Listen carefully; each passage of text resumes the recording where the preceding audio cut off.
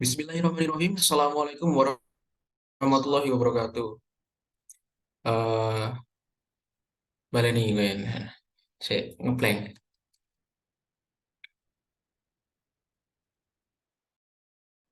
Bismillahirrahmanirrahim. Assalamualaikum warahmatullahi wabarakatuh. Hadirin yang saya hormati, sebelumnya saya akan mengucapkan terima kasih karena telah menyempatkan waktunya untuk hadir pada acara pagi hari ini. Di sini saya Reza Anggadu Saputra, Program Studi Agroteknologi Fakultas Pertanian Universitas 11 Maret akan mempresentasikan terkait hasil dari pengabdian masyarakat dengan judul pemanfaatan pekarangan dengan budidaya menanam nanas madu atau ananas komodus oleh kelompok wanita tani Mugi Lestari di Desa Gemawang Ngadirojo Wonogiri. Oke.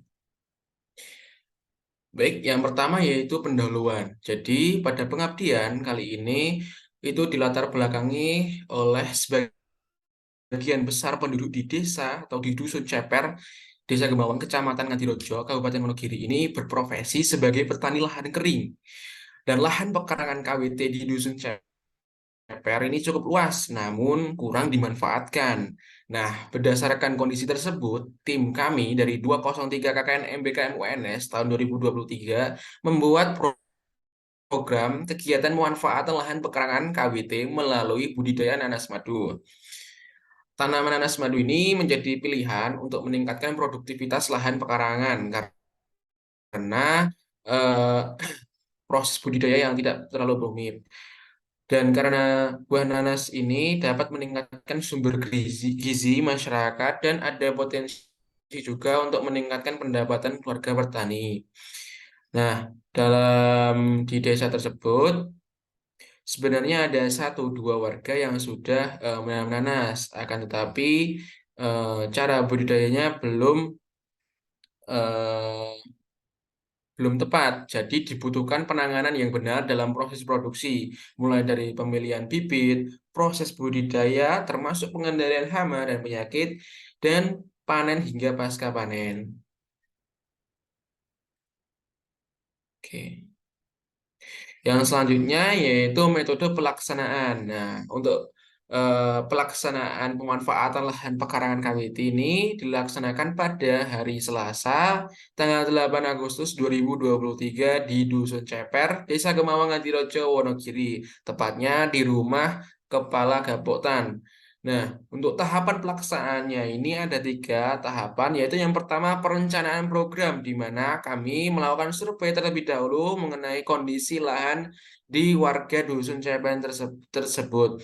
Lalu yang kedua ada implementasi program, di mana di dalamnya terdapat sosialisasi penyerahan bibit nanas dan praktik secara langsung mengenai budidaya nanas madu.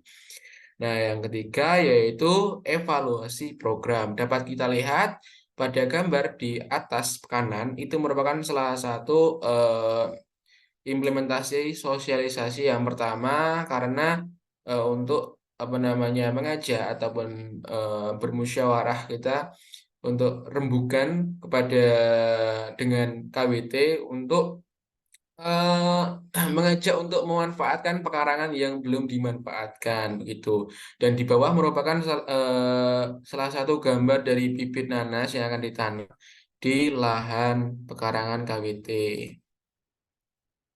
Oke, yang selanjutnya untuk metode pelaksanaan yang implementasi ya, itu untuk materi sosialisasi yang kedua itu dilaksanakan pada hari H tadi yang Selasa 8 Agustus. Itu berisi mengenai pengenalan budidaya nanas madu, pemeliharaannya bagaimana, lalu potensinya apa untuk pekarangan KWT. Nah, berdasarkan luas lahan pekarangan yang dimiliki oleh masing-masing anggota KWT, maka jumlah bibit nanas yang ditanam setiap anggota berbeda-beda dengan kisaran antara 5 sampai 15 bibit nanas. Hal ini dikarenakan setiap pekarangan anggota KWT itu berbeda-beda. Ada yang sempit, ada yang sedang, sedang gitu, ada juga yang sangat luas. Maka dari itu bibit yang diberikan juga berbeda-beda jumlahnya. Nah, untuk praktek secara langsung budidaya tanaman nanas ini mengikuti praktek yang diterapkan di Jepang Agricultural di Okinawa dengan sedikit modifikasi pada jarak antar baris yang menyesuaikan posisi dan luasan pekarangan yang dimiliki oleh KWT di Dusun Ceper. Dan untuk lubang tanam itu tidak terlalu dalam dan dengan jarak 50 cm diberi pupuk kandang ataupun kompos sebagai pupuk dasar. Setelah itu, untuk apabila sudah akarnya sudah tumbuh ataupun muncul, itu nanti dapat dilakukan pemupukan menggunakan NPK begitu.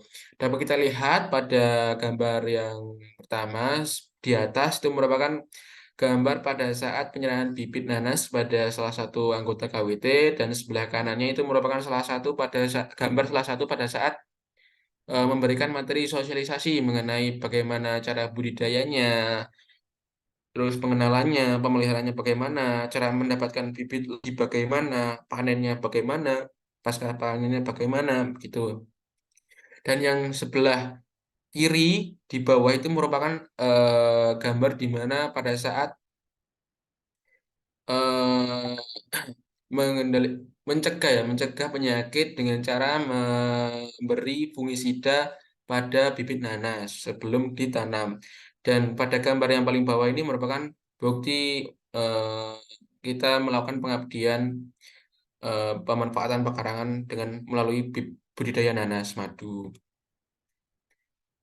Oke, yang selanjutnya yaitu hasil pembahasan ya. Ini merupakan video dari di kanan itu merupakan hasil dari eh, penanaman budidaya nanas madu dengan jarak 50 cm di salah satu lahan pekarangan warga ataupun KWT di Dusun Ceper. Nah, anggota KWT ini semuanya cukup antusias untuk mengikuti kegiatan ini karena di sini tidak hanya saya tetapi seluruh masyarakat juga ikut karena banyak wawasan dan pengetahuan yang kita dapatkan saling berbagi pengalaman di mana pada saat pemanfaatan lahan pekarangan ini. Dan tanaman nanas ini dipilih karena jenis tanaman yang pemeliharanya tidak rumit karena takutnya nanti mengganggu aktivitas KWT pada saat di sawah gitu. Makanya kita memilih nanas yang tidak terlalu rumit karena sedikit hama juga, hama penyakitnya sedikit, kebutuhan airnya juga relatif sedikit. Jadi pemeliharaannya tidak terlalu muluk-muluk. Mungkin pada saat hari pertama ataupun minggu pertama itu penyiramannya sedikit rutin karena untuk membentuk akar dari nanas. Lalu melalui kegiatan ini, hasil dari ini itu dapat memberikan nilai tambah dalam pemanfaatan pekarangan sebagai salah satu sumber gizi masyarakat dan juga potensi ekonomi keluarga apabila kedepannya budidaya nanas ini terus dikembangkan pada areal yang lebih luas. Oke, yang selanjutnya yaitu evaluasi program dari MBKM ini. Untuk evaluasi program ini, faktor penghambatnya dalam tahapan kegiatan ini sebenarnya tidak dijumpai karena antusias dari masyarakat yang sangat bagus sekali.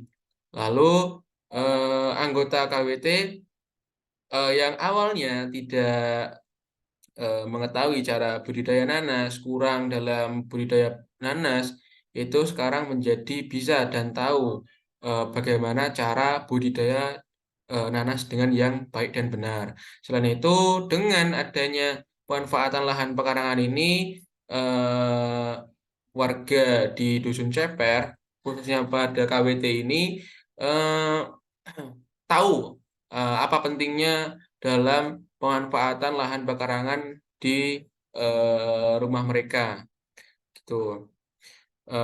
Sampai pun sampai tim KKN ini meninggalkan lokasi, bibit nanas juga yang ditanam juga menunjukkan pertumbuhan yang baik. Tapi pada saat panen kemungkinan kami tidak bisa mendampingi gitu.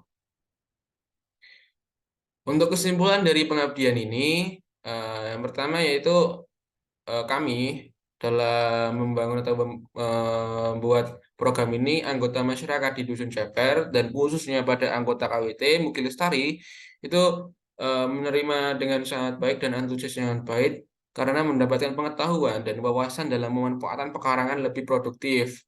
Kegiatan pengabdian ini juga dapat membantu anggota KWT, khususnya masyarakat umum juga, dalam mengoptimalkan lahan pekarangan kosong menjadi lahan yang produktif, sehingga berpotensi meningkatkan sumber gizi keluarga dan pendapatan keluarga. Gitu. Baik, sekian dari